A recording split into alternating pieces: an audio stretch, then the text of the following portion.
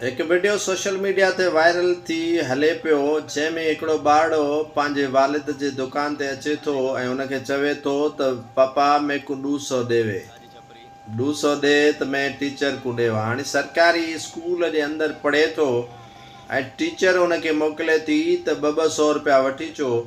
ऐं जॾहिं उन खां पुछो वियो त बाबा मेरे को ॾस त 200 कहिड़े कम विच आणींदी पई आहे टीचर त हू ॿुधाए थो सराइकीअ में पंहिंजे पीउ खे त टीचर स्कूल जो छपरो थी ठहिराए। हाणे इन स्कूल जे छपरे ठाहिराइण लाइ वरी 200 ॿारनि खां वरिता था वञनि त इहो केॾो शर्म जो मक़ाम आहे वज़ीर तालीम लाइ, सेक्रेटरी तालीम लाइ ऐं उतां कश्मीर जे इंतिज़ामिया लाइ। डिप्टी कमिश्नर फज़ल अवैसी नोटिस त वरितो आहे पर अलाह करे इन नोटिस जो को खड़तेल निकिरे आहे। डिप्टी कमिश्नर शरीफ़ माण्हू